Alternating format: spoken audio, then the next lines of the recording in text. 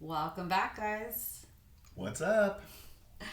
This is a super, super exciting episode because it is one that I never thought we would be filming or recording. Yeah, definitely not. I mean, that sounds so sad to say. Like, I never thought. Like in the back of my head, I mean, I just went along with it, but I never thought. Yeah. We're talking about the 1 year is finally here. Sobriety. We did it. We did it. That was me clapping for us.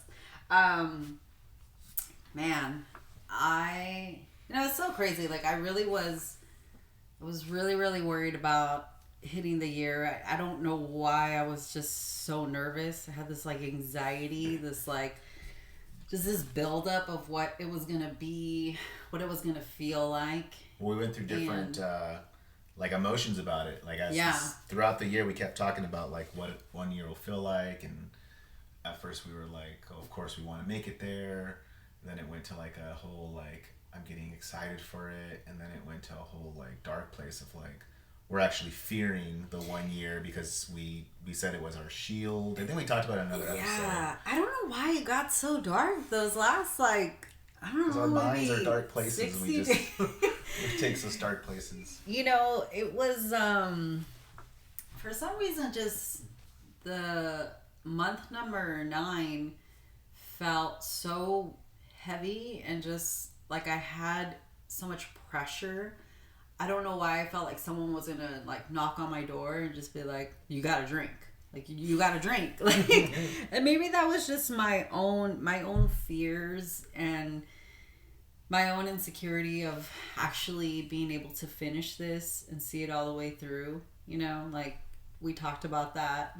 How we've been known to be people to start something but not finish it. You know, but I feel like for sure within these last 2 years, we've accomplished a lot, and I feel like we've gained a lot of confidence, and we stayed true to a lot of things that we said we're going to do, and we've completed them, and not only just finished them, but we've kept it going. We've been pretty good at that. Yeah. So I knew that was a lie. That was an old belief that I had about myself, but I still felt like I was just going to fail in some way, or that there wasn't any real changes that had taken place. Like I just felt like there was a old part of me that was still lingering, and maybe that's who was knocking at the door. I don't know, but not to get all woo-woo about it, but I felt just this fear and this anxiety. So when that year finally hit, I don't know, like I felt really peaceful. What did you feel? Well, it's funny. It's like we went through like a pregnancy, because it's like the first trimester is, the morning sickness, and this is hard and it's gross, and then you get into that second trimester where women say like, "Oh, I'm actually accepted this, and I feel my body feels better. Like I'm just so like happy, and like I feel connected to the baby, and everything's great." And then month 9, or like going into the third trimester, reality hits. It's like, oh shit, this baby has to come out of me. Like this is gonna hurt. Like this is gonna suck. So it's kind of funny. I just thought about that as you were talking. But maybe those were the birthing pains. Yeah, of just seriously, like knowing that this was gonna happen, and that even though it's like the end of something, it felt like the beginning of something else, right?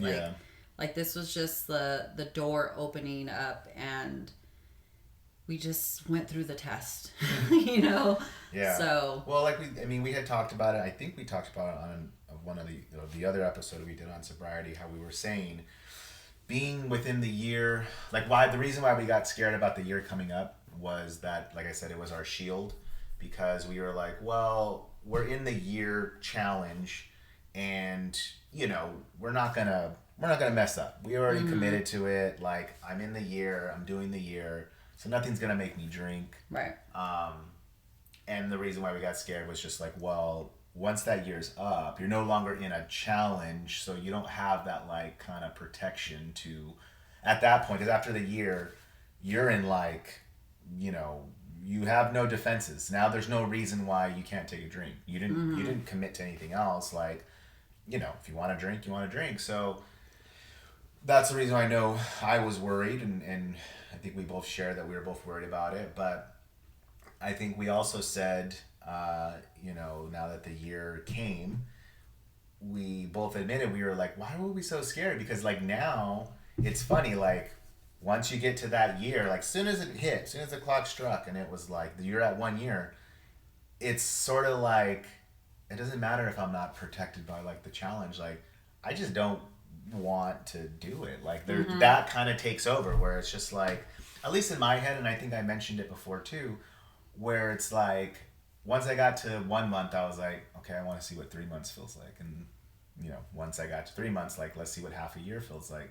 So now that I'm at a year, I'm just in my head like, well, this is cool. What will 2 years feel like? And I think it'll just continue. At least that's how I look at it, where it's like not like, I mean, I guess I am challenging myself, but I'm more just curious just to see like if I feel this great at 1 year, what is 5 years going to feel like? So that's kind of my overall feeling of it, and I think what stops me is like, I don't know. I would just feel like I would be so disappointed if I'm like take a drink, because it's just so like, why? Like I'm just gonna throw away a whole last year of like doing something, but um, I don't. I just don't want to give it like any more, like make it such a thing. I think we both talked about that. Like, how cool would it be where, drinking is not even like, it's like, well, are you or aren't you? Is alcohol going to be there when we go to this get together, or is it not going to be there? Like, or we're going out to a restaurant. Why is that one of the things that people automatically just want to know? So like, are you quitting forever, or like, are you ever gonna have it? It's like, why is people it such just want to know, like, are you gonna do it or not? Yeah, it's like such a thing, and like, I want to get to a place where I think, what did I compare it to? Like, like asparagus. Like, I'm not anti-asparagus. I guess if you make it right, I'll eat it. If you put some bacon on it, I'll eat some asparagus. But like, if you're gonna be like, just to let you know, there's gonna be asparagus at this party, like. Oh, well, okay. Well, that's cool. Maybe I'll have some. I don't know. Like, it's not like to make it where it's breaded or not breaded? Yeah, right. Because that might determine whether I might have it or not. To make it to where it's just not a thing. But I guess again, when something's a part of your life for so long, it'll always be a thing. But I would really, my I guess challenge is to get to a point in my life where it's not. Where it's just like I don't really care. It's not that big of a thing. But like you said. And like we discussed, because it's such a big part of our culture, our society, it is, like when you tell someone, I don't drink, it's like that movie we watched, like, I don't drink. Why? What happened in your life? What's wrong? Why don't you drink? Give me the reason why you don't drink. Like, I don't know. Like this, again, it's like, if someone said like, I don't do heroin, they're not going to be like, well, why? Why don't you do heroin? I don't know. I just don't do it. Like, I mean, what? So, I guess that's why it becomes such like a hard thing to do, or to make it not a thing in your life, especially if you were known as someone that always drank and people know us like that. I was going to say that. I think in to everybody else's defense of why they ask us and why they're so curious if we're going to ever do this or not. Because they're used to us. Because it has been part of our identity for so long. And most of our friendships, I want to say about 90% of them, were based on like drinking activities. Our social circle revolved around drinking. So in their defense, I understand why they would be curious, because all they've ever known of us is, us being the ones to either have get-togethers or, be the one of the ones that drank the most when we would go out. So it's like, it's understandable. And I think it's as much as of an adjustment it was for us, it has to be an adjustment for people that have known us for so long. Yeah. And, they had the, I guess the security of knowing that if they invited us, we were gonna drink, and we were fun, and I get it. It's probably an adjustment for our friendship as much as it was for us as, you know, as a couple, as Yeah. individuals. Like, I understand that. But I think a lot of times people feel that, you know, if you're not drinking anymore, then you're not going to be the person that you were before, you know? Yeah. And to an extent, they're right, because we're definitely there. I mean, before we would go out and we would be out to like 1, 2, 3 in the morning. I mean, that's just because we wouldn't stop drinking until we knew we had no other choice but to stop drinking. Yeah. So nowadays we're lucky if we stay out past I was just 10 gonna or say, 11. There's no physical amount of money on this earth that's going to keep me up that late. Yeah, I don't know. Yeah, so, I get it. But at the end of the day, that's for people to to deal with their own feelings about how they feel about us not drinking anymore, but I do understand why this can affect your outside relationships. And I think that's one of the things that we discovered, throughout this year of sobriety, that this just, it's anytime someone goes through a transformation or just a major change, it doesn't stop with you. Like, it has a ripple effect. You do begin to either affect other people or influence other people, and it can either make or break the relationship or the friendship, so it's understandable why people might want to know what's the future holds for us, but that's a very difficult question to answer, because as far as we know, I'll speak for myself. Like, I don't see a reason why I need to drink. Like I told you earlier this week, before I would find any excuse to drink. Now I can't find a reason to do it. I really, really can. And I don't say this to be like, oh my God, like I discovered the secret to, joy in life. Like, no, it's not that. I mean, to say that I don't have moments where I don't miss it, like that would be a lie. But I can miss something, but it doesn't mean that I'm going to go back to it. Yeah. I mean, you can miss a shitty relationship, right? But you're not going to go back to it. Like, and that's kind of how I feel about it, where it's just, it had its fun moments. I had moments where I did have good times, and, not every experience with drinking was shitty. Like, there was some great times, but I understand what comes along with it. So, exactly. It's a very, I don't know. I think I would need a really good reason.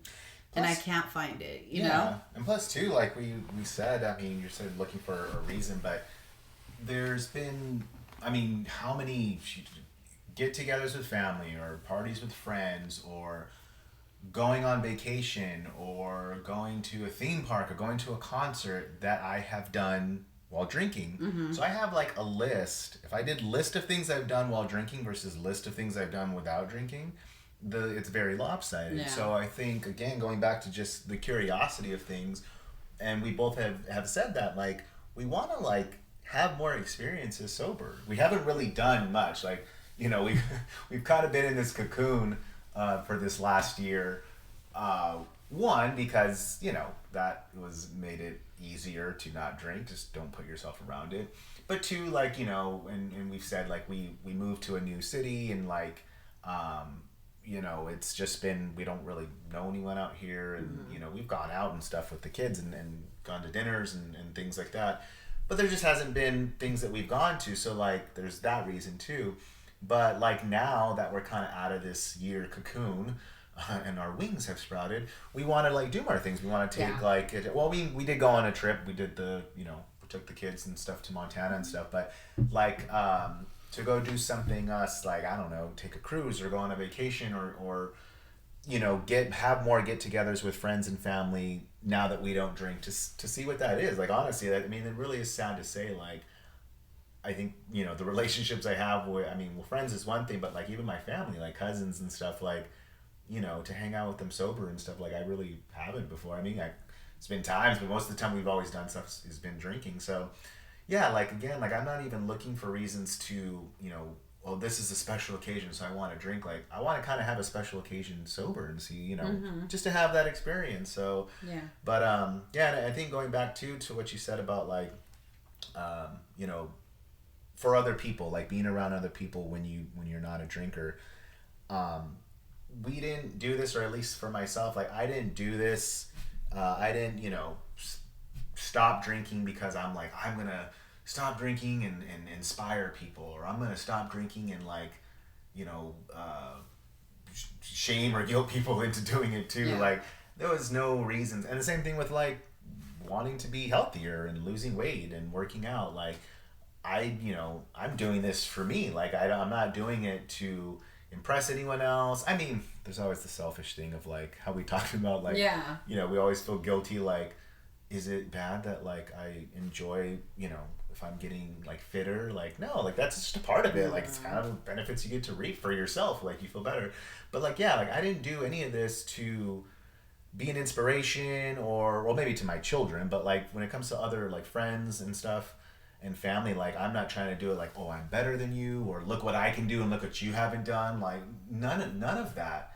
But it's just upsetting because, and I say this because I used to be that when I was like, heavier and I drank and just lived an unhealthy lifestyle, I kind of tended to want to not be around like fit people or people that didn't drink. And the reason for it was because, again, when you see it in front of you, there's no way, and I don't care how much you say, like, I love being who I am and I don't care. We all feel it. We all feel it when we look in the mirror. We all feel it when we wake up in the morning and it's just like fucking hard to just breathe. And it's like, yeah, we don't want to be like that, no matter how much you say you do. And this is coming again from someone that was unhealthy for the majority of their life. You just feel that when you're around someone, and it's kind of like, well, fuck, get away from me, dude, because now I have to think about my life, and I have to think, well, why am I not doing that, and why shouldn't I try that? So I think it's, it's understandable that people kind of tend to just like, oh, we're gonna go out, like, let me get you a drink, like, oh, I don't drink, like, oh, because now it makes them like, well, shit, can I drink? Like, now it's awkward. Yeah. Like, now I'm the only one drinking. I guess I'm the drunk, huh? And it's like, you just feel like it. And so it does suck. And I get that. But again, I think it just comes to, even though like I said, we didn't start out to try and, like, inspire people or make people think twice about drinking. But the reason why we do this podcast, the reason why we wanted to just tell our story is, like, because we've heard so many people. We've gone down like the rabbit hole of YouTube and stuff, of listening to sobriety stories and stuff, and it's just like you can't help but just like, damn, that sounds cool, like that sounds interesting, like, and like I kept saying like, I wanted to take this 1 year to give myself just the opportunity to see who am I, what would I feel like, what would it be like if I did 1 year without alcohol in my system, because I've had alcohol in my system since like 16. So why not? Like, why not just try it? And I think, like I said, a lot of the times, people, it's like you're not tricking anyone, but by making someone do like a challenge, like do a 3-month challenge or do a year challenge, and no one's gonna do anything. You can drink immediately as soon as it's done. The trick is, or the joke is, that 9 times out of 10, after that year, you just ultimately don't want to do it. Like it's like when you're a sugar addict. You eat sugar. Like, I'm addicted to sugar. Like, dude, trust me. If you stop for a month, your body just realigns, and then the signals, the cravings, it goes away. It really does go away. And I never thought wanting to drink, desire, whatever, go away. And well, and I was gonna say that, I agree with you. My initial reason for starting this was not to eventually, go towards like sobriety. It wasn't like sobriety was never. Like, it was never on the table. More a slow down. It was drinking. This whole journey started because of health. I felt like shit. I couldn't seem to, maintain my weight loss. Like, I just knew like something needed to change. But my goal was to get through the year, and then, quote unquote, have a healthy relationship with alcohol, So that was my goal. That was the whole reason for the start of this journey. So I get, why people, because I presented it that way, why people would be like, well, oh, okay, cool, so you guys can drink again, right? And I understand that even though my the whole beginning of this journey wasn't to quit drinking, there is something, like you said, about removing something for a certain amount of time to where you really start to question why you even did it in the first place. Yeah. And breaking a habit. Yeah, you begin to break a habit, and I'll say this really quick, and I think maybe was one of the reasons why I was a little nervous about getting to the end of the year, because the only thing I had to go off of was 75 hard. Like, the only other challenge that I had ever done that was really, really difficult was 75 hard. And I just remember counting down the days to like the 76th day where I could drink again. Yeah. And that's all I really had to go off of. So that was one of the reasons why I didn't want to jump on another challenge, because I felt like we were just in this little cocoon. And then, like, once you were out of it, like, because of what we did with 75 hard, we immediately started drinking again. Like, if you put an end date on it, you're just working to the end. Yeah, I'm just like holding my breath until that last day, and I didn't want that anymore. I didn't want this whatever, however long this challenge was going to be, to become like my little shell, like. And I think that's one of the reasons why I was so nervous, because I just felt like, I don't want this just to be another challenge. I don't want this just to be another thing that I get to just check off and just be like, okay, I did it. Cool. That was awesome. I knew that because of the changes that I had seen physically, mentally, emotionally, even spiritually, like, I knew that this is something that I wanted to continue and I wanted to keep going. And again, like, it wasn't about sobriety, like, it was about health, like, it was about what it was doing to me internally and like physically, emotionally, like all of it. It was way more than just about having the flex of saying I've been sober. Like, it was about just what I felt it had done for me personally. And I think, yes, again, we didn't start this to like inspire other people. It was because I think for me, I was desperate. Like, I was just like, I'm tired of feeling like shit. But it does have, an effect on people. Yeah. It does. Either it will make them question themselves, or it will inspire them to, to see if people like us can do it. Like, dude, anyone can do it, like, right. And, and I don't say like anyone, like, it is very difficult. Like, it's a very hard commitment, but it's worth it. Yeah.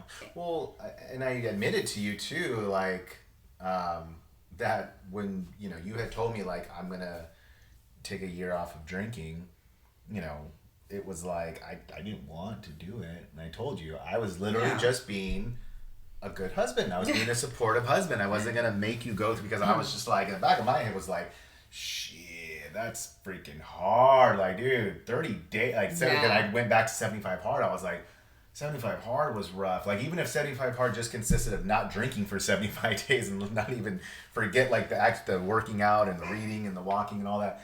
Like, if it was just don't drink for 75 days, it would be like a challenge. And I was like, and you want to go a year? Like, yeah, that's crazy. So I I didn't want you to do that alone. But I didn't want to stop drinking. And you, like we talked, or you had mentioned, you had already, months leading up to that was not feeling it. Like, the alcohol really. But I still didn't want to stop drinking. Well, I didn't even want to. I felt like I needed to, you know? I didn't. Yeah. I know you felt very different about it. Yeah, I didn't feel like I needed to. I didn't feel like I wanted to. I didn't feel like I even wanted to take a year or anything. It was just like, why? Like, I'm not you know, I'm not an alcoholic. Like, it doesn't, like, you know, this is just how normal people drink. Like I don't want, because to me, alcohol was just, it represented fun, it represented letting loose, it represented everything. We've talked about, you know, so much about who it made me feel I was.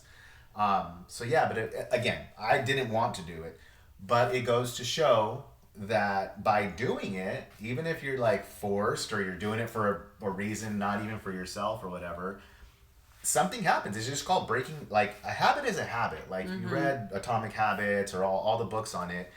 It's science. It's like psychology. It is like, if you do something for a certain amount of time and to like actively and consciously try to change your habit, you will do it. Like that's how that works.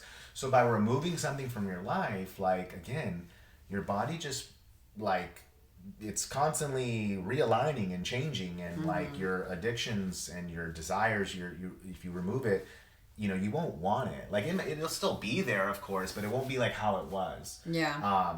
Because like before, we wouldn't be able to go like a week or two without like, it's been like, dude, we haven't gone out in 2 weeks. Like, we haven't drank. Like, we just started crazy. to feel that, you know, that itch of like, Yeah. okay, well, it's been 2 weeks. Like, come on. We gotta go out. Come on. Let's go get a drink. You know, drink. we've deprived ourselves enough. And it's, you know, it is. It's, our bodies and our minds are so smart, and they know, you know, that if you give it, I don't know, maybe 2 or 3 weeks where we didn't drink, and, you know, like, okay, we've gone this far, but, you know, come on, you know, you know, we can't go that long without it, you know? And again, I think that's why it was so important for us to do something that we've never ever done. Yeah. The time of, you know, a whole year, I think it's like, it's really, I don't know, it says a lot, you know, like a year, it's like a whole, you know, how I forgot how many times the earth goes around I forgot what they call it. 365? Yeah, but I'm not gonna try. Like, you know, it just, it's a whole year that you've gone through, a whole year of like every 365 days of just like really denying yourself something that you've given it as often as you did before. Like, there's something about that I think it does something to your brain. That it's so empowering that it makes you start believing, like, I can do anything then. Like, I mean, anything is possible at this point. And it really is true, you know, because like, and again, it's nothing against anyone that has done 75 hard or anyone that has done a 90-day challenge. Like, there is power in any challenge, I truly believe. But there is something about a year that you go through a lot of different emotions. You go through a lot of different things. You go through holidays. You go through, you know, every single holiday of the year, every birthday that you have in the year. Like, you go through all of it. Yeah. And, you know, you start to think differently, and you start to see things in a different light once you've experienced a whole year. Like, there's not one event that you have not, you know, that you usually go through throughout the year that you didn't like overcome. You know, and there is something about that. Well, we talked about that because we started it obviously, you know, in September last year, and we were saying, like, you know, the hardest things is going to be this holidays coming up, because then right around the holidays is our birthdays, and it was just like, we always go to Vegas for around that time, and then we got past the holidays and we got past the birthday, and we were like, okay, we made it. What's next? And it was just like, even we joke, we're just like, we never even really drank on St. Patrick's Day, but we're just like, all right, St. Patrick's Day is coming up. Like, we didn't even drink before, but because we're not drinking, it is the thing now. But it's just like, you know, like, then it was like summer. Like, I really began to stress out, because it was like, summer to me just means like anytime we were barbecuing, anytime I put freaking charcoal or I light up the propane and I'm grilling, I have to have beer. Like, it just, that is the thing. You have to drink a beer when you're barbecuing. I think it's in the Bible, but like, you have to do it. So yeah, I knew summer was gonna be rough, like, and especially because like from last year, like, because we had the pool and it was just like, all of that. Like Mm-hmm. summer to me, it just means drinking and having fun. So, but then summer came and went, and it's like again, and I think we shared, kind of is a good segue, but we did a little thing um, where Jess and I shared some of the, I guess you could say, takeaways or realizations that we've had over this last year from doing this challenge and how we feel now and how we felt then and all of that. But one of the things that I did share with you was, like you mentioned, that confidence, that pride. Mm-hmm. That was when I think the first thing I had put down. Because again, like when you accomplish something, when you do something, when you do a challenge and you follow it through and you do it, um, and it could be anything. It could be something physical. It could be something academic. Like you go get your degree, you graduate. When you graduated and everything, like it was like, like they always say, like no one can ever take that away from you. You Mm-hmm. did that. Um, I think with this challenge again, because I had told you when we first started it, it was almost like in the back of my head, like I don't even really think we're gonna do it because like I said, taking 1 month off of drinking was like, okay, well, who's gonna do that? Like I can't, I'm not gonna do that unless you put me in jail, I guess maybe. But so yeah, a year looked like I don't know. To me, it felt like if I were to go to the base of Mount Everest and look up and like, okay, we're gonna climb over this. Like that's what it felt like. Like that's not possible. I'm not gonna be able to do this. So getting through it, it's just sort of like a holy shit, you did that, man. Mm-hmm. Like it's like running a mile or whatever, like when you do a lap in a pool and you look back and like the ground that you covered, like you did that, like you Mm-hmm. ran that, you swam that. So yeah, looking back on the year was just like I really did do it. And I thought about all the months and like this and the different talks we had and like different conversations of like when it felt easy and we're like, oh, this is great, and then the conversations we had where it's just like, yeah, I'm feeling it this week. Like, Yeah. yeah, this is getting rough. And then it going back to like, no, I feel better now. I feel better. That went away, and then it come back. So it was just like literally the roller coaster of the year of like not drinking, all those memories kind of coming back. But then like now just feeling like, yeah, like I really did that. Like, and it everything just trickles down. Everything kind of boils over to other areas in your life where you begin to feel more. I feel more confident in just like my health journey with weight loss, with like lifting weights and getting stronger, which then kind of trickles over into like feeling more confident in wanting to assert myself into doing things that I haven't done before, and like so like it really is an empowering thing, and I really Mm-hmm. do feel empowered having done that or having accomplished it now. So Yeah. No, definitely. So I want to kind of. I know you started your list. We had done a recording just for us and for us to share just our own personal experiences. As individuals, as a couple. Um, and we're not going to share all of them today, but I want to share at least our top three that we experienced yeah, during this year. we recorded it, but I think like you said that was just for us. I think that goes Yeah. into like our private collection that we also keep with the other private collection videos. Shut up. One of the reasons why I wanted us to record it, because I felt like it was important to say a lot of these things out loud to ourselves and to one another, because sometimes we don't realize the impact of something until we hear it.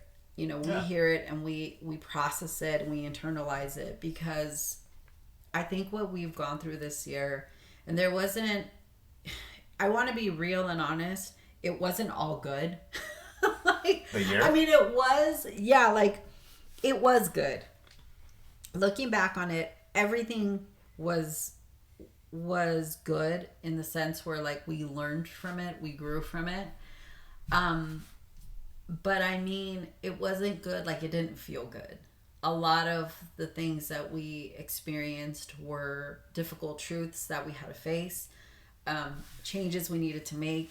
I mean, I feel like we're still going through a lot of things. We're still going through a lot of changes. For sure. And I guess I should rephrase that it's not that it wasn't good. It didn't feel good. And some of it felt scary, and some of it felt like, oh no, we might not make it out of this, like, as a couple, like. But I feel like if you don't feel that, then what you're doing, either you're not doing it right, or it's not as important. Like, important changes need to feel scary and, like, not good, and, like, this hurts mentally and physically. Like, those are the impactful changes. Yeah, and some of the things weren't, you know, again, didn't feel good because it's a lot of things that we had been neglecting for the last, I mean, you and I had been together for 19 years now. I mean, we've been married for 14 years, but we've been together for 17 years. Okay. Normally it's the... I know. Right? I know. Usually the girls remember, but anyways, a lot of things that we had been neglecting for a pretty good amount of time. And, really quick. I was going to say that too, because you mentioned, like, the reasons why doing it, but, like, if you're doing it for a physical, you know, for physical change, like, I want to, you know, I know alcohol isn't allowing me to lose weight and everything. What you realize is that, let's say you may have started doing it for the physical, how much, like, you don't realize that you're doing it for your mental and emotional, and you don't think that's going to happen or realize it until that, like, distraction of alcohol is gone, where all those things that you were pushing down and running from really do kind of come up. Yeah, you know? I felt like the physical changes, even though that was our whole reason for it, I think it ended up being just like kind of just the icing on the cake, but it wasn't the cake, you know, it wasn't it. Like, the cake was us dealing with a lot of the internal things that needed to be dealt with, our relationship, like, you know, just our dynamic of how we handle things, how we did things as a couple, like, you make a lot as individuals, you know, like, you realize, like, holy shit, my foundation was awful. Yeah, like, it was super shaky. That you are, like, and again, you, like, maybe, like, past traumas and things, like, you're just like, oh, that's right. Like, and it's just, you never realized it before. And I mean, I don't know, I can't, like, 100% say, like, the reason why I didn't realize that about myself was because I drank. Like, I don't know. But, I mean, unless it's just a big coincidence, when I removed alcohol, I began to make more realization. I guess because it's like, you spend more, you're not wasting time going out and drinking and stuff. Like, you have more time to just self-reflect and have conversations like this and stay home and, like, let's just talk. And, like, not that you even, like, design a time, like, we're going to talk about our emotions. It just comes up because we're just together, you know? You're no longer running away from everything. And, you know, I don't have to say this because people say it. I've said it. You know, when you want to shut down and you want to just, like, I don't want to deal with this. I don't want to deal with work. I don't want to deal with family. I don't want to deal with stress. I just need a drink, you know, and you're literally saying it out loud. I don't want to deal with those things. I don't want to deal with it. And it's like, it's so silly of us to think that all of those things are just going to, like, fade away and then just go off into the sun, you know, every time we drink. Like, no, they don't. They just pile up. Not only are you not dealing with it, but you're probably making it worse with the drinking. You're just piling it up. And then, you know, once you stop drinking, and I do believe this is a lot of the reasons why people don't stop. Because they know the shit show they gotta face. Yeah. And this is why I say, like, not all of it is good. Your problems don't just disappear once you stop. Like, if anything, they get bigger. Yeah. But that's the thing. That's called growing up. That's called maturing. That's called, you know, developing some emotional awareness and maturity. And you have to, at some point, you have to face it. I know a lot of older individuals that still don't know how to handle their emotions. I know a lot of people in their 50s, 60s, 70s, 80s that are still throw tantrums. And it's like, come on, like, you know, and why is that? Because, and you don't even have to be a drinker. That's just someone that hides their emotions in other places. Well, like our episode. It's not just alcohol, right? Emotionally immature. Yeah, I mean, we haven't posted that yet, but yeah, you know. So anyways, okay, I digress. I don't want to get into that. But so one of the things that I realized that I disliked about drinking And I guess this kind of goes with what I was saying. I always felt disconnected. I always felt like I couldn't fully engage in whatever I was doing or in my relationships, my friendships. I just felt like all I wanted was connection. I'm someone that truly values relationships, that values friendships. And unfortunately, a lot of the friendships that I built were around drinking.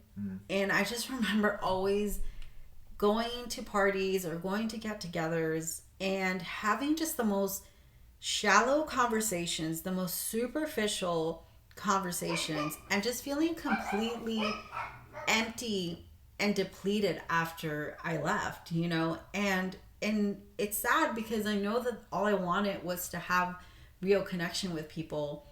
And anytime I drank, I just felt the complete opposite of it, and even in our relationship, I know, we used to love our date nights and go out and have a drink and sit at the bar and we would talk, but it was just not that we didn't have good conversations. I think we've always had good conversations, but I felt like nothing really stuck because we just were drunk. Yeah. It started as a good conversation, actually meaningful and thoughtful. Yeah. And it just slowly progressed into just and then it just faded into something that, unfortunately didn't have anything like to stick to because we either would forget what we talked about or we would just start talking about something completely stupid.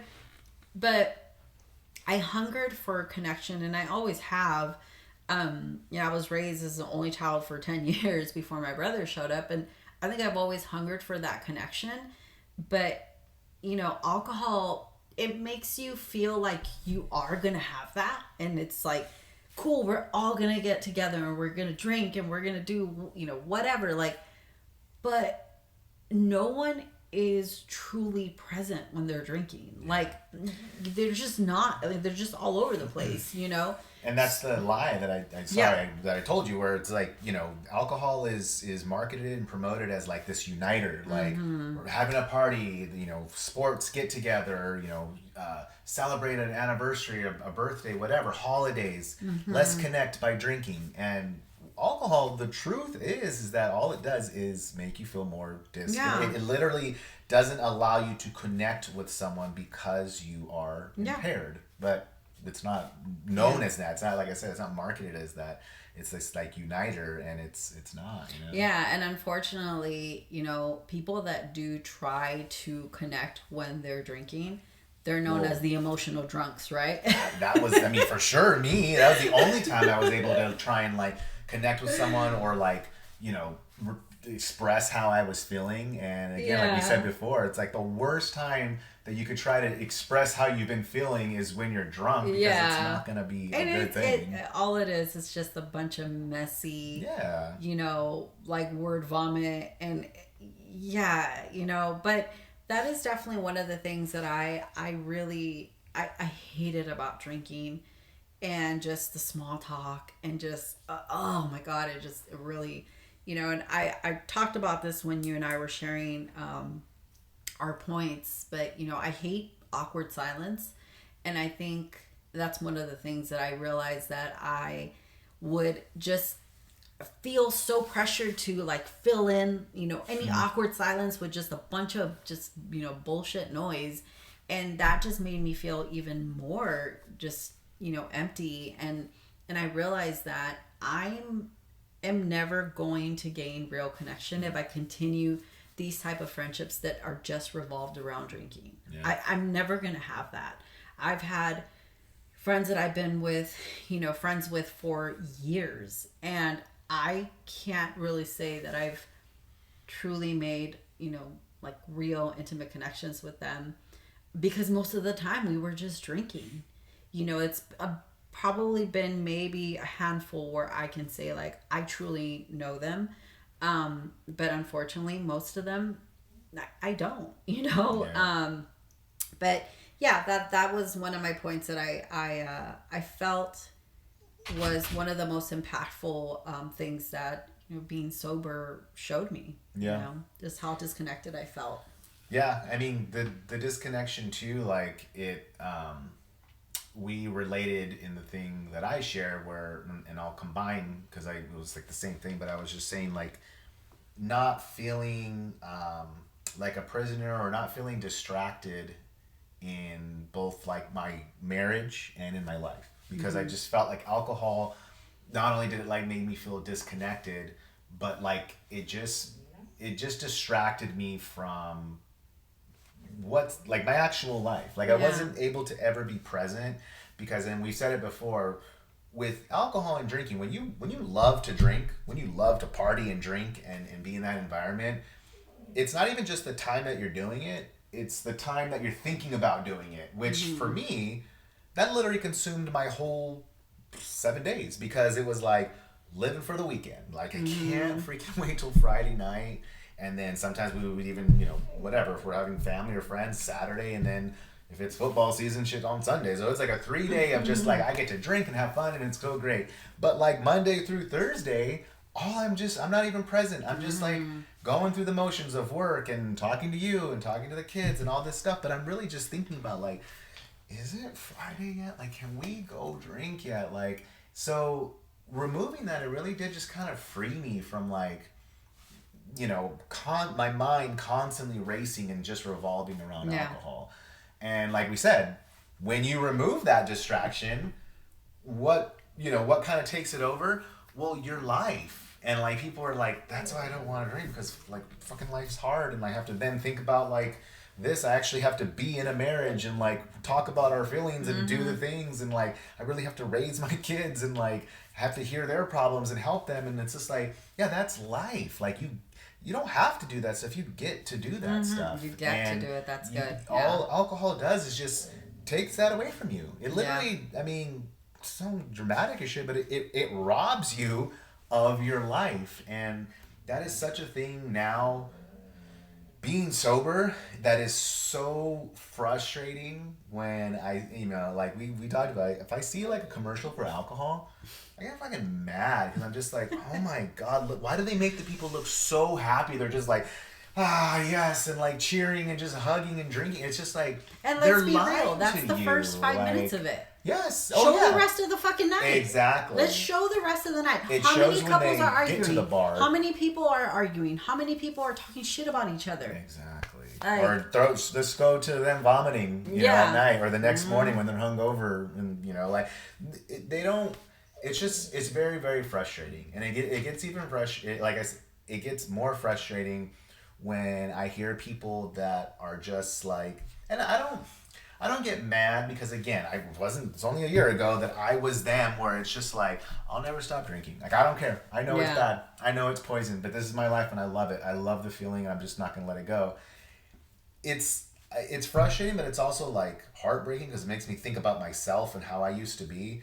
But then it's like, you just want to like get them and like, dude, just like, just stop. Just give yourself a year. Trust me, you won't think like that. But it's everyone's life and it's everyone's decision and choice. But I think I just get more upset and angry just of how like we as people and society have allowed the alcohol company to just like fucking literally like they just sit and laugh like we're just gonna literally keep pushing this poison on them and they're gonna keep drinking it. Like I think a lot of it makes I feel what you're saying with like feeling angry. I think a lot of it is it's more frustration because we love our family, we love our friends, and we want better for them. And I understand now, and again, like you said, everyone is in their own journey. And I know that it seems very, very difficult to believe that you could actually have a good time without alcohol. And I know that I wouldn't have believed you before. Yeah, I get it and I understand. And to be fair, there is some things that we haven't experienced yet. There's a lot of firsts we've yet to experience. But I have enough confidence in me to say that I'm willing to try to have fun. I mean, just try it. The worst thing that could happen is you realize that maybe you didn't have fun because you don't want to do that shit anymore. Yeah, right. Maybe it's you just did it because you felt like you just had to because it's what you always did. But I get it. You do feel some anger, but I think sometimes it's just more frustration and heartbreak because we want better. Yeah. We want better for our families. We want better for our friendships. Like, and we know that being sober is better. And like, I know it sounds just so unbelievable, but it's true. It truly is better in so many ways. And okay, so really quick, I want to share my second point because it kind of goes along with what you were saying. And my second point, what I just liked about drinking was that I wasted a lot of time, money, and energy. I feel that, you know, I'll touch on the money really quick because I think of how much we spent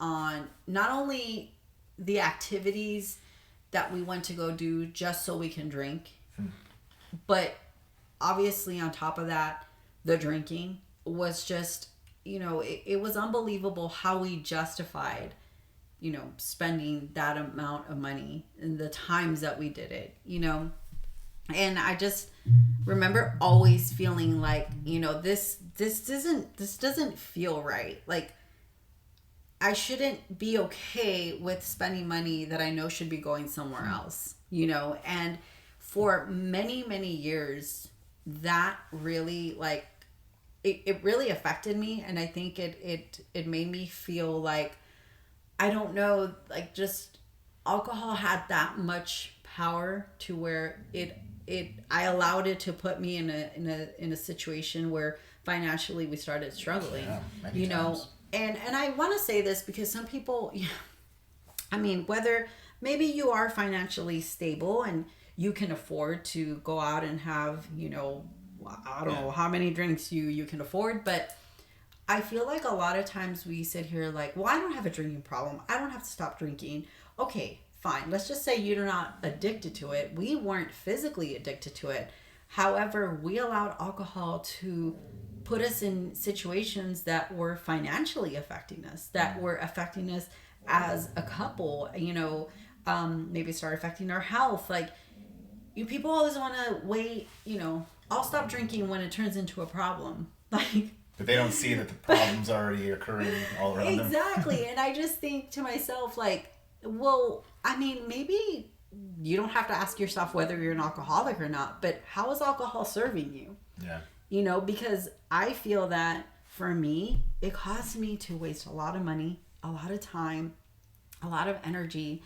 And, we talked about it when we did our recording that I remember looking at the clock, every time we would go to the bar and just like watching the countdown, like, okay, cool, it's 10 o'clock. Okay, I still have a few hours to to keep drinking. Oh shit, it's 11 o'clock. Oh man, okay, it's like last call's coming soon. 12 o'clock. Shit, last call's gonna... And it's like, I was just so hyper focused on how much time I had to drink. And never once did I look at my life like that. Look at the time that was passing. Look at how my kids were just growing up and I was missing so much time. But yet I count down the time to that clock towards last call, and to think that when you're drinking, time goes by so freaking fast, right? Like, you're just like, it just goes by and you don't realize it. You are now, freaking 3-4 hours at the bar, probably down about $100 to $120. Yeah. So not only is it wasting your time, but it's also taking your money. And I just think about that and I'm like, man, if I think where we were financially back then, we were a lot more, we should have been a lot more stable, but yet we had nothing to show for it. Like, nothing. And unfortunately, we let many years pass like that. And now we're not where we were then financially, but I feel like in some way we're in a better position now. I don't know how we are. But a lot of it, I do feel it's because we cut out that part of our life. A year of not drinking, it's paid off in many ways. We've gained time, we've gained money, we've gained health. Like, there's a lot of things that we gained just because we made a small sacrifice. Right. And that's all it is. It's a small sacrifice that a lot of people are just, they don't even want to entertain it.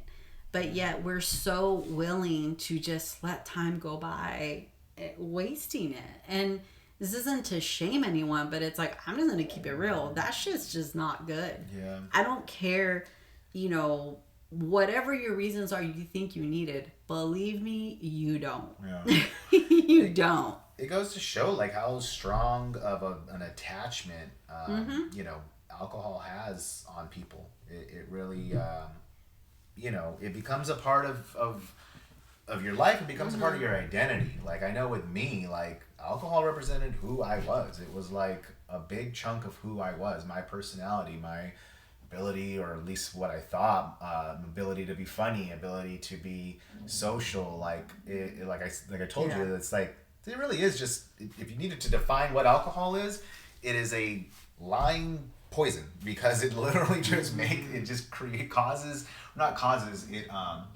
tells you all of these lies. Like, you're better looking when you're drunk, you're funnier when you're drunk, people like you more when you're drunk, you're more confident in yourself, you're more adventurous and courageous when you're drunk.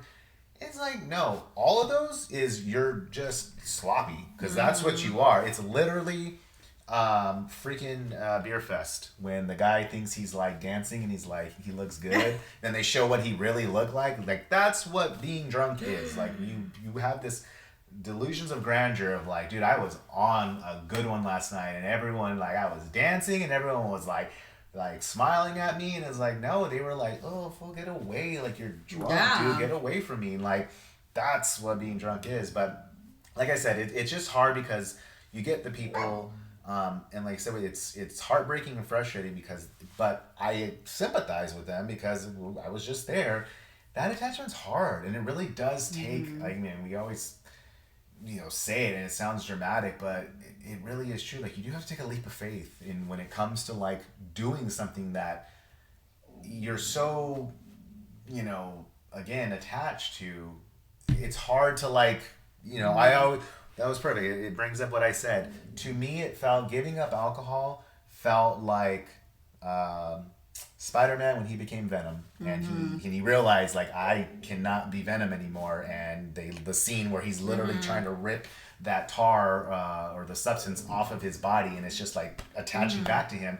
That's what alcohol is. It's fighting against you, because it's like, no, I won't let you go. Like, I'm living off of you, and I'm making you better, so I'm gonna freaking like attach myself to you. But it really does. It's like, it almost feels like that. It feels like the physical pain of like getting it out of your system, and then the physical and emotional and mental pain of getting it, like breaking that habit, because, you know, ultimately you want to keep it. You know, you want that addiction. I was going to say, it all starts with you giving it power. I mean, I think a lot of what we say, I need to have a drink, I need this to be this, or you know, it's like, do you realize what you're saying? Like, you need is like, you're causing your brain to start to believe, like, oh yeah, I do. Words are powerful, right? And like, our brain doesn't know between truth and lie. It just responds to what you're saying, right? Like, it's just gonna reinforce that belief that you have.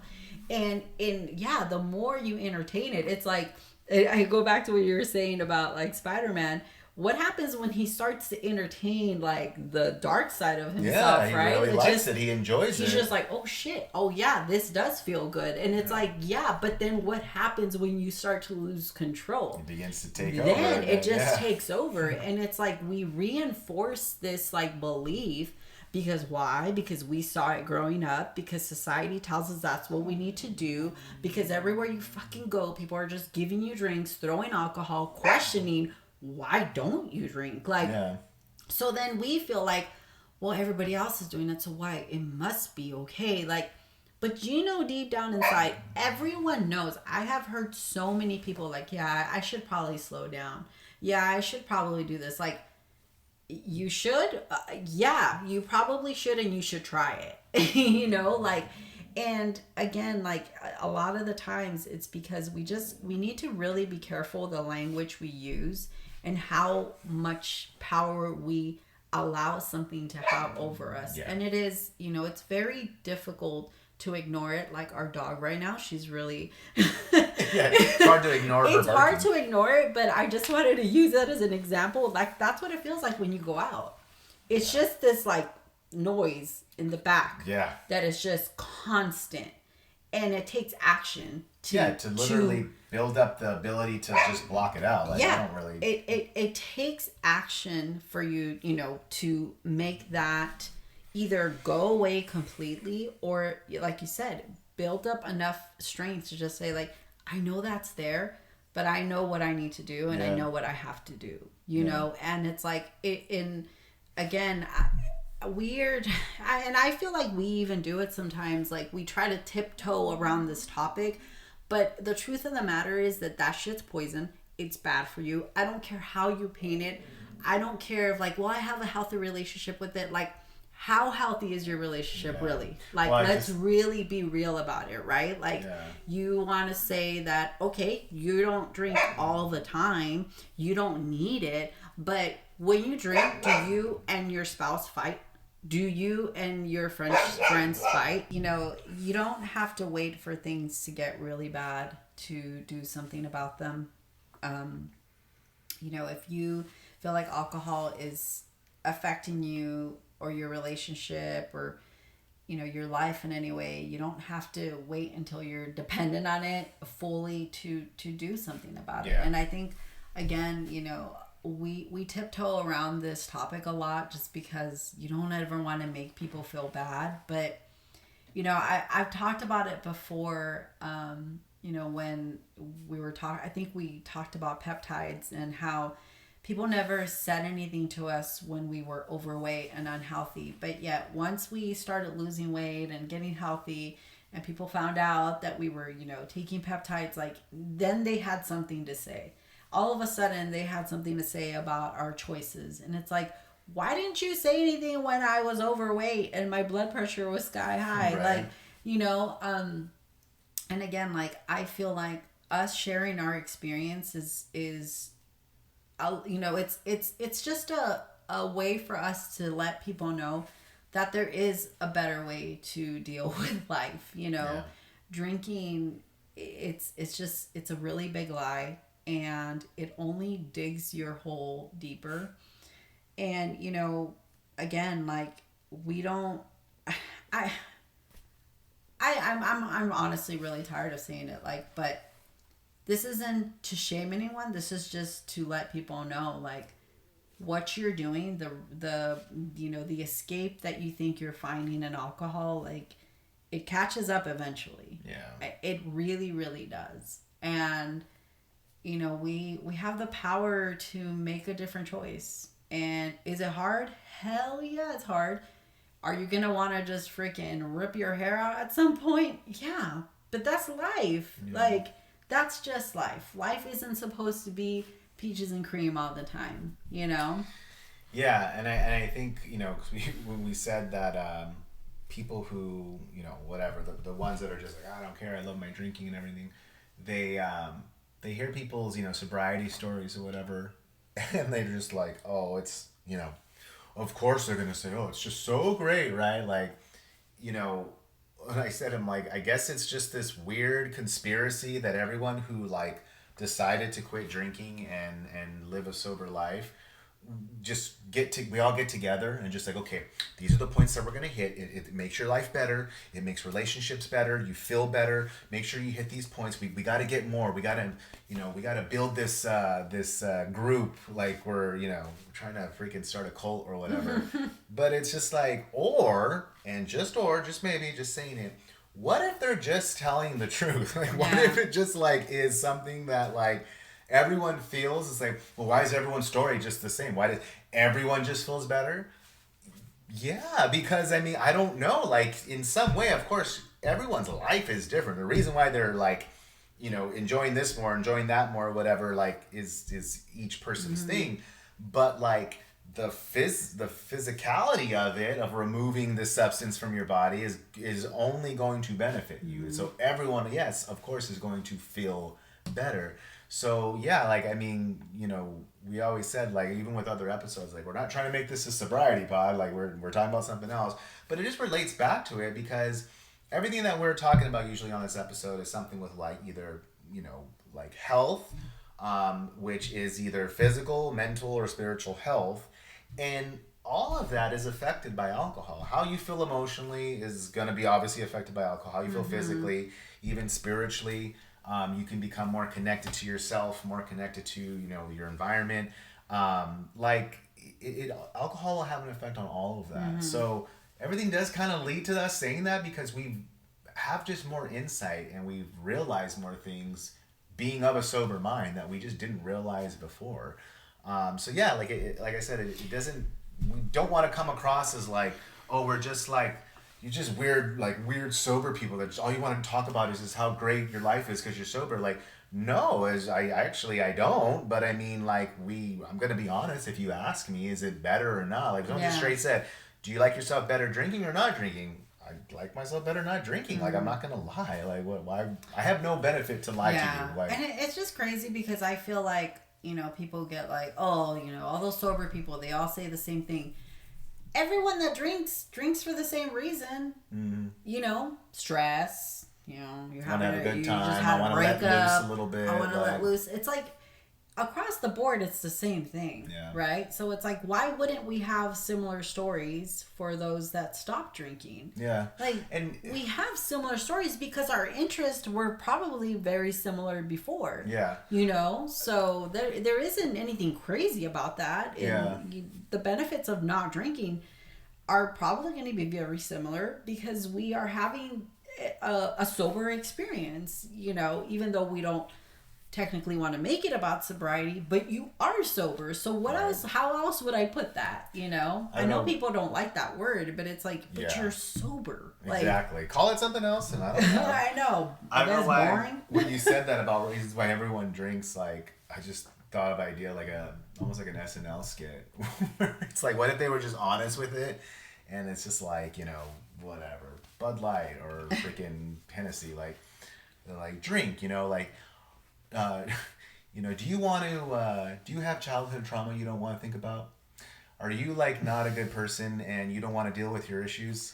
Grab a beer. Because it's like, those are the real reasons. Like, stop with the bullshit of like, oh, you know, get-togethers for celebrating and like sports and all these things and grab a cold one and blah, blah, blah. Like, all those like things that are just like, that's bullshit, bro. Like, get out of here with that. It ain't like this fun party thing.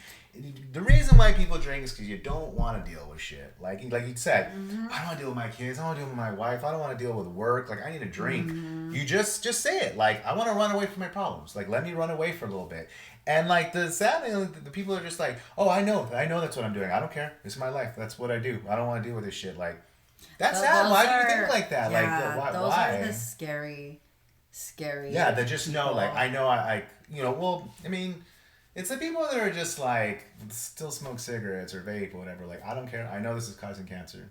Everyone's gonna die, so it doesn't matter. And it's just like that's not a good outlook on life. It comes down to, and again, this isn't. And we talked about this when we were sharing our points.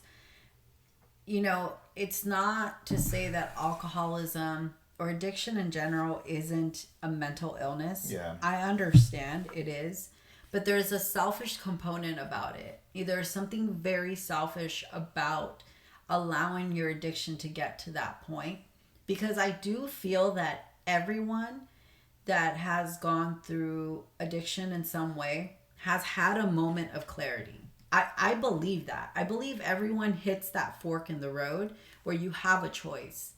And people like that, you know, because I've had family that has passed from alcoholism, and they said those very words. I don't care. This is my life. This is how I am.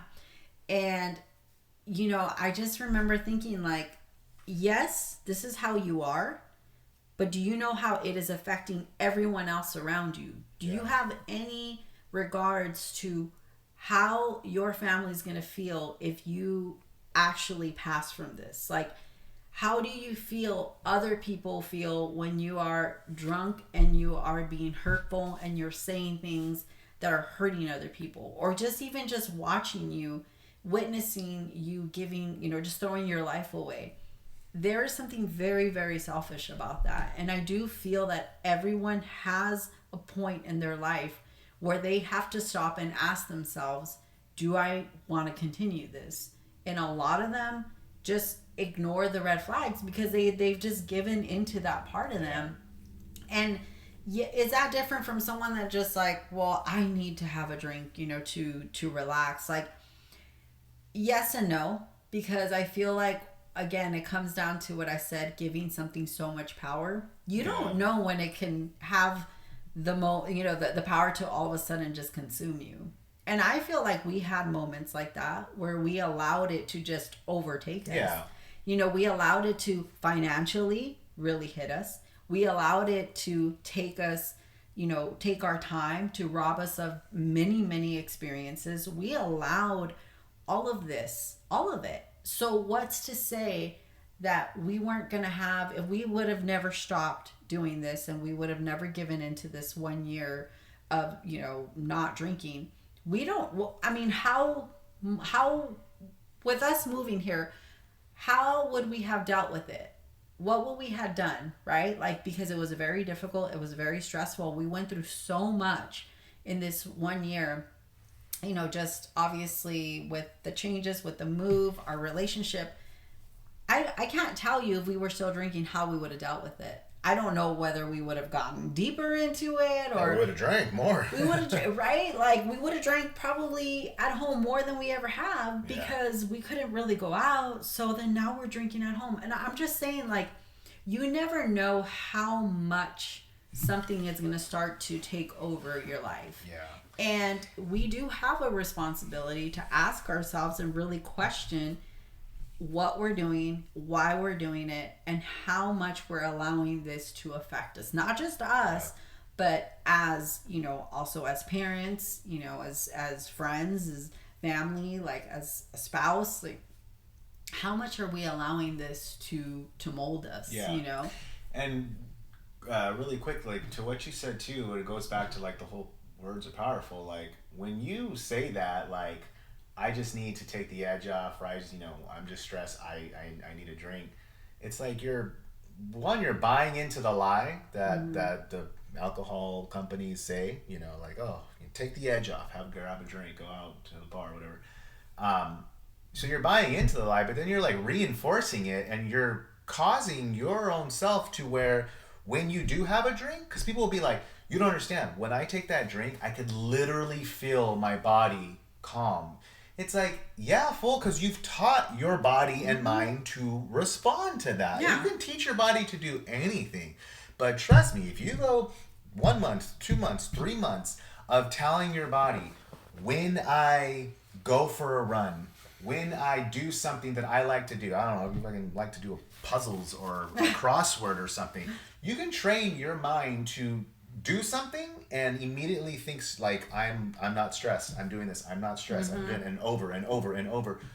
It'll just become natural to where now it's like, yeah, when I feel stressed, I go for a run or I go for a walk even, and I literally feel my body like loosen. It's like, because you've taught yourself. But if you've gone your whole life like, every time I need a drink, and it's like, yeah, when I take the drink, I feel so much better. It's like, yeah, because one, fucking dopamine and everything's going off because you're giving it something, and then two, you've trained your mind to react to it. So don't think that it's like, well, it is that because that's what it is. Like, you allow it and you make it to be that. It's a power of a habit. Yeah, it's gonna do what you have programmed it to do. Exactly. And then to what you said in regards to I don't know what you said. I was going to segue to what I wanted to say to my last thing that I wanted to bring up, my points there. But in regards to not, to not doing it for anyone else. Like I had mentioned earlier, like I didn't start this to inspire anyone. Like I did it out of curiosity of what it was going to feel like. And I think like the biggest thing that I took away from it was it like really not dawning on me, but like just the realization of like by doing this, what I was doing, or that I was actively taking a step to better the lives of like my kids and future generations. Mm-hmm. And I say this to not be like, monumentally dramatic, but honestly, I mean, it is. And I don't blame my parents and I don't blame my older cousins and uncles and aunts. Like, again, it's generational things. Like, they saw that, their Mm-hmm. parents saw that, their older siblings saw whatever.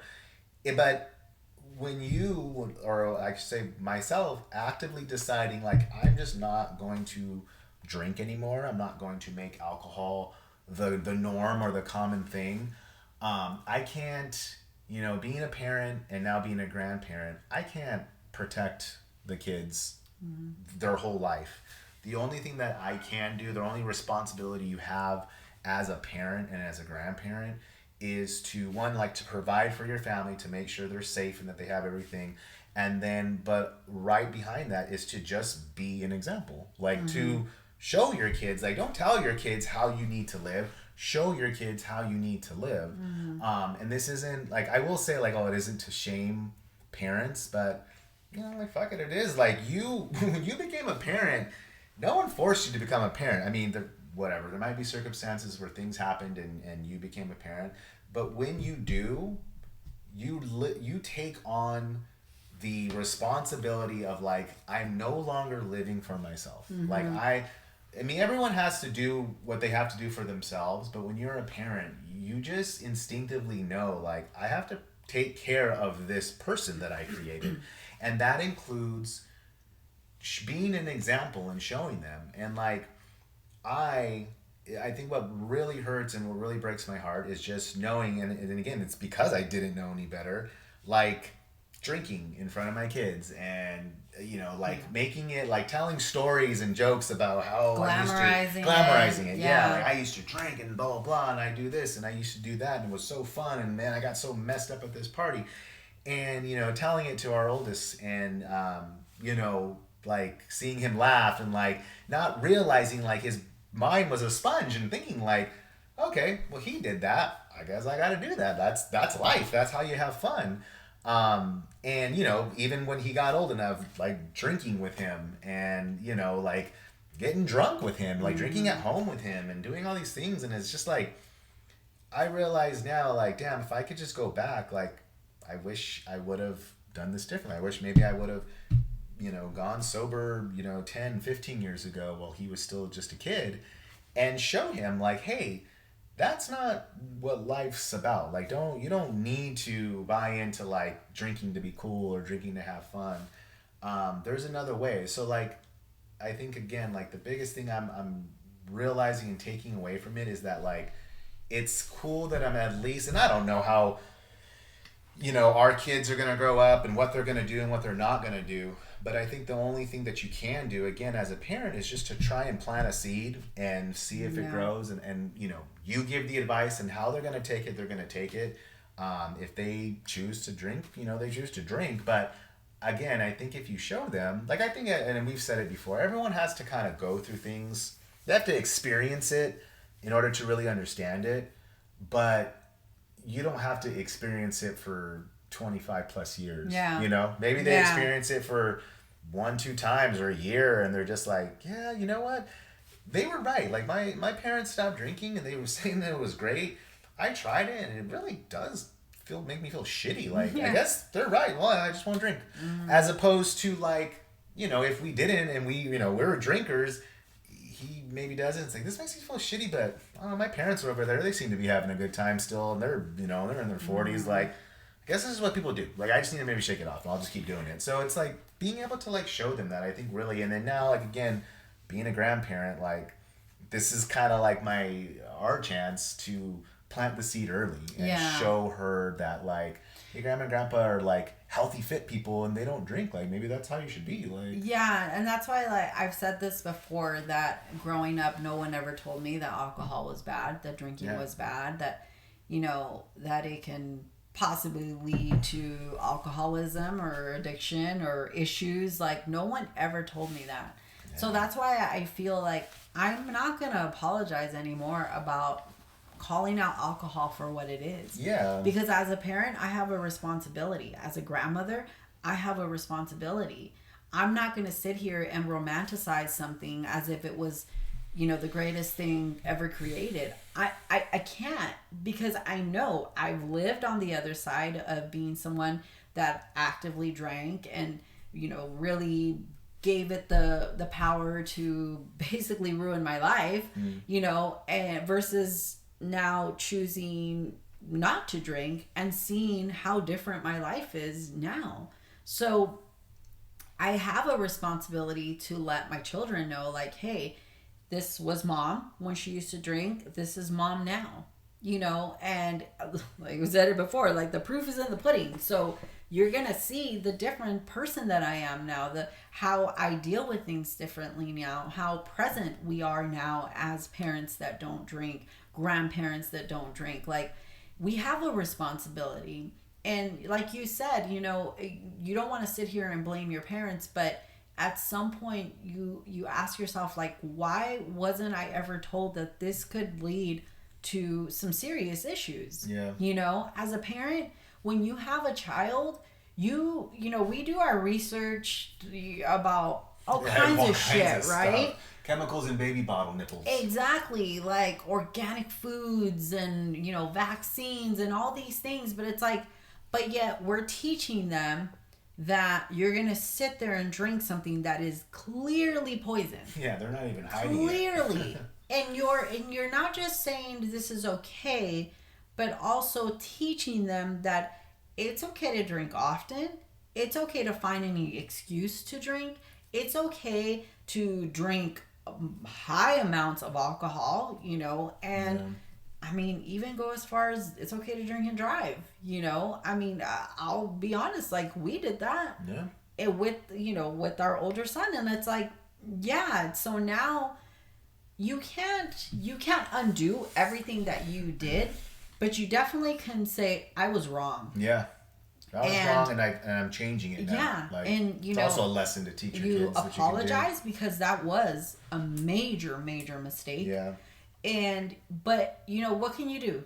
Keep doing that shit, or you do what is right? So, again, like, as parents, you go through a lot of guilt. You go through, like, I should have done this differently. I should have done this. I should have done that. Like,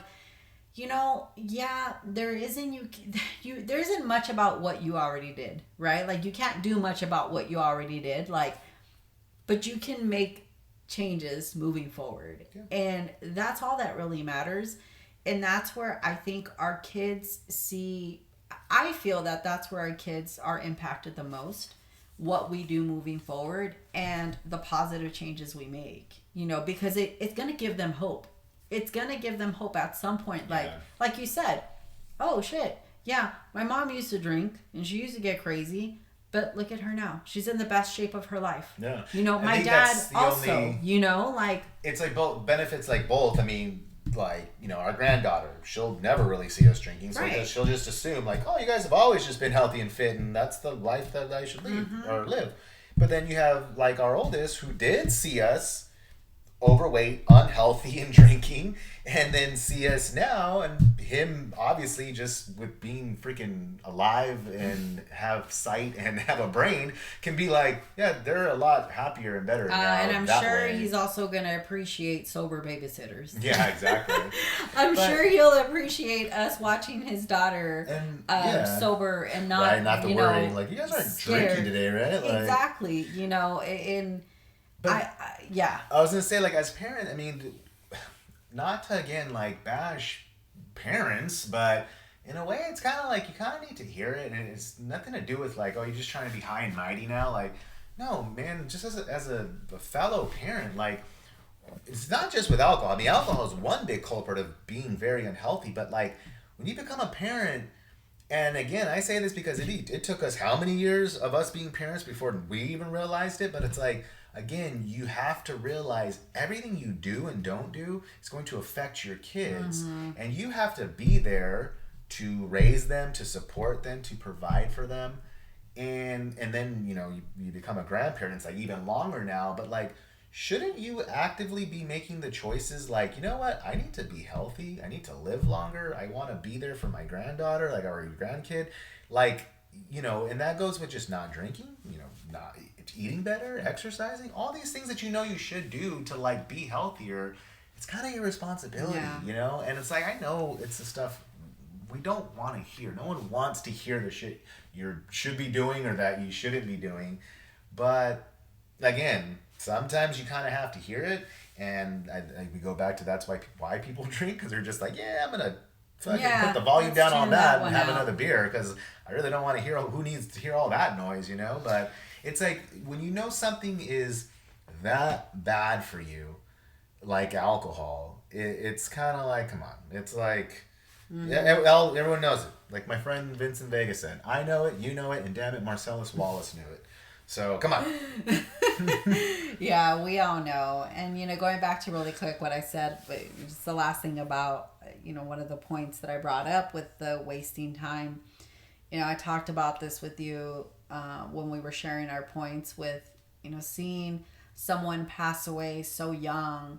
I lost my uncle 4 or 5 years ago to alcoholism, and he was 45, and I have to think that in his mind he thought he still had more time, and we think about this, the things that we show our kids, the things that we expose our children to, and we think we're gonna have all this time to show them new things or have new experiences with them, and before we realize it, we've shortened our time. Maybe you're not an alcoholic, and alcohol isn't going to take you like that, but it causes other issues, it causes other problems, and you don't realize, like, you're shortening your life, you're wasting the time that you do have, you're spending it drunk, or you're taking vacations, and you're spending it drinking the whole entire time, all these things that alcohol is just taking away from you, and you think you have all this time, but you might not. You might not, and you want to give your children the best experience that you can possibly give them, because the truth of the matter is the world is going to do enough damage. I was just going to say, the world's going to throw enough at you that you don't have control over. The world's going to tell them to drink. Yeah. The world's going to tell them to do all these freaking things that we know they probably shouldn't, and they're going to have their own experiences and they're going to make their own choices. But, I just think about my uncle, and I'm like, he must have thought he had more time. Yeah. And I don't think he thought he was going to die at the age that he did. His daughter was still very young. And it just, one, it breaks my heart, but two, it just makes me think about, I'm going to be 44, and I'm like, man, just to think that I would only have a year left, like, I couldn't even wrap my head around that. And just thinking of the time that he wasted, I know that if he didn't drink the way that he did, I know he would still be here. Like, I without a doubt, he was a hardworking man, and I know there was a lot of things he still wanted to do, and it's just heartbreaking, because this is how bad something can get when you give it that much power. And again, I know that we can't speak from that type of experience with alcohol, but I do know that there was times where we were just like, I'm never not gonna drink, like, yeah, and we really were like, this is us, this is part of us. And I'm just really glad that we took the time to stop and ask ourselves, like, well, okay, maybe we could slow down a little bit, and yes, maybe this challenge isn't what we want to do. But there's a reason, because I believe, even though maybe you were just doing it as a supportive husband, like, there had to have been some part of you that went for something so, like, just out of the ordinary for you, or you would have never done something like this. But there had to be something internal within you that was like, okay, let's do it. Because the way that you just so quickly agreed to it, I mean, at least I think, like, shows that there was something in there that, you were willing to do this. Like, and again, maybe at the time because I wasn't thinking I'm gonna be sober after this. Like, I wasn't thinking that. I was just thinking like I'm gonna give it up for a year, and like I said, maybe after the year I'll drink a little less. But to say that I had the plan to never drink again, that would be a big fat lie. That wasn't, no.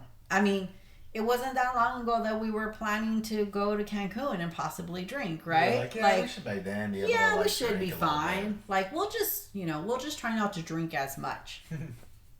So yeah, I'm not gonna sit here and say that it was like something that just immediately, oh yeah, I'm never gonna drink again. Like, no. Yeah. I had plans to do it again, but there was a lot of things that happened within this year that really showed me that I didn't need alcohol as much as I thought I did.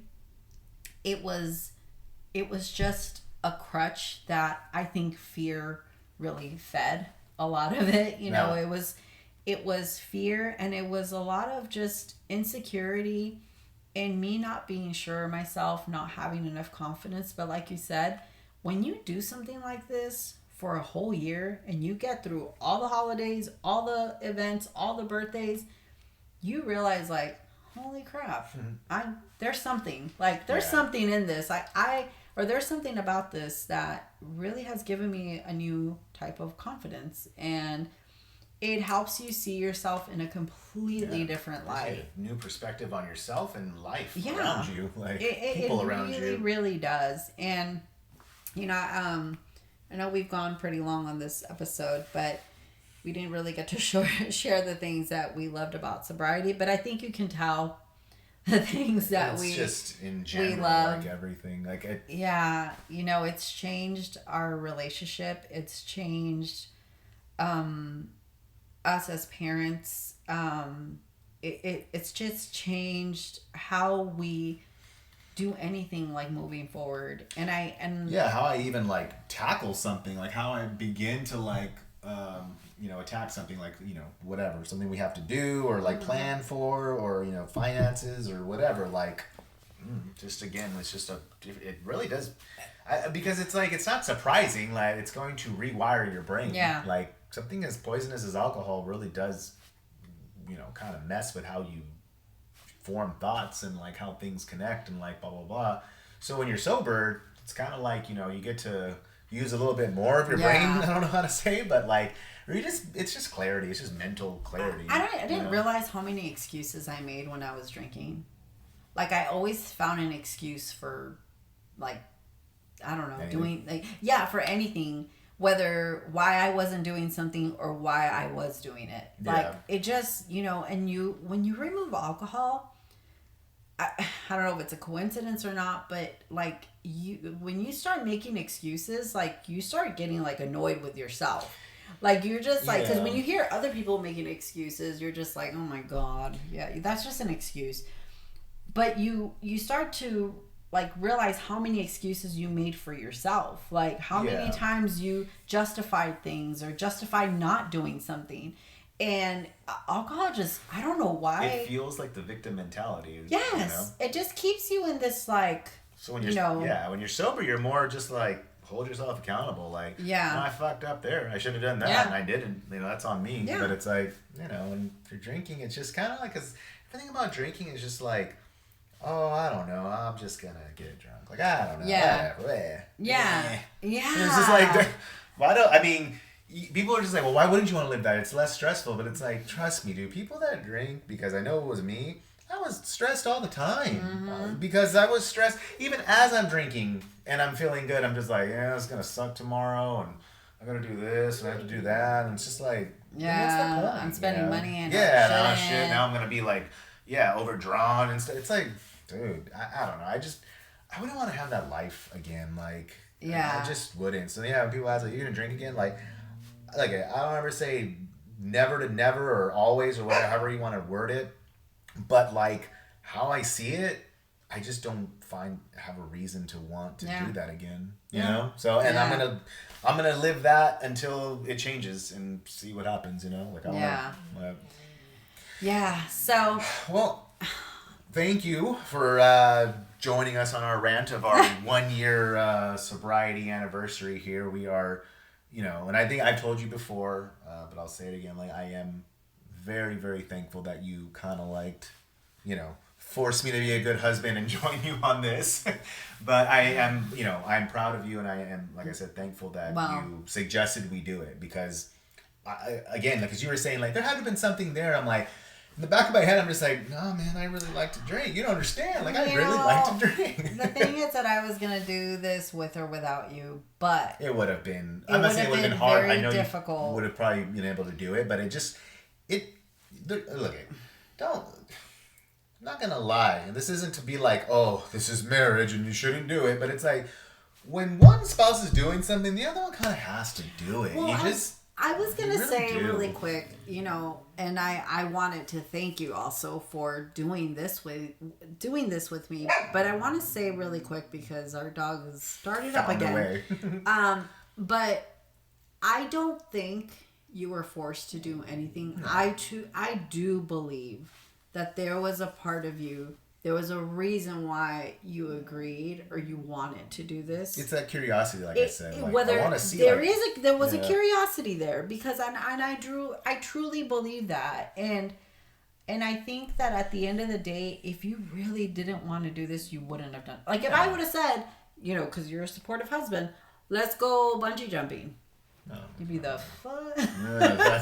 It's just not going to happen, right? I will support you from on the ground. Exactly. So, I mean, I know that's kind of extreme, but I'm just saying that not drinking, at the time, a year ago, it was not in any way like it was almost as bad as like, going bungee jumping. Like, I'm not going to do that. Like, why would I stop drinking? And, and I just want to say really quick that I do believe that not only was there something in you, but I think you did a better job than I did at some point, because you committed to it in a way that, I mean, you had your fears and you had your questions about it, but you didn't hesitate, not one bit. Like, and that says a lot about, you and your character, and also how much you also kind of wanted this. Yeah. Like, so I just want to say that, because I think sometimes you say it's because of, me, why you did it. Like, I think at some point in your life, you also would have crossed this road. And, I mean, especially because we've always wanted to do better as far as our health and our transformation. And definitely we knew that was always setting us back. Like, we knew. And again, it's not that I wanted to stop. I didn't want to. I needed to. Yeah, that's when you make that realization. It's not a matter if you want it anymore. You kind of need to, or it has to happen. I wish I would have wanted to a long time ago. Yeah. I wish I would never got to the point where I needed to. Yeah. But anyhow, I just want to say, when you were gonna say about bungee jumping, I literally felt a fear come over my body, because it's about to start. I thought you were gonna say, like, what if I asked you to, like, give up football and watching it? And I was like, I already know that's not. I wouldn't even. Anyways, thank you guys for joining us, and I am excited to continue to share this part of our journey. And I just want to say that if you are thinking about this and entertaining the idea, what is it? Sober curious. I'm sober curious. It's such a funny. It is funny, phrase. But you will not regret it. Yeah. I promise you. Try 75 hard. Yeah, that's a good way to dip your toe in. Yeah, and here's the thing. A lot of people it's like it's a weight loss challenge. It is far from a weight loss challenge. It is a life challenge. It is a mental, get your life in order challenge. You get to read some amazing books, and it's just something that I really truly believe plants a seed that will never stop growing. So I'm really like empowering. Like, hey, I can do something. Yeah, I did this. We got to tag Andy for Frisella, because I feel like we just promoted his little challenge. But he's a little extreme. But anyways, well, here's to the 1 year, and hopefully we'll come back for our second annual. Wait, is that how you say it? Or our 2 year? Our 2 year, yeah. Our 2 year episode. So yeah, but. Thank you guys. Enjoy the rest of your day, and we'll see you later. Bye.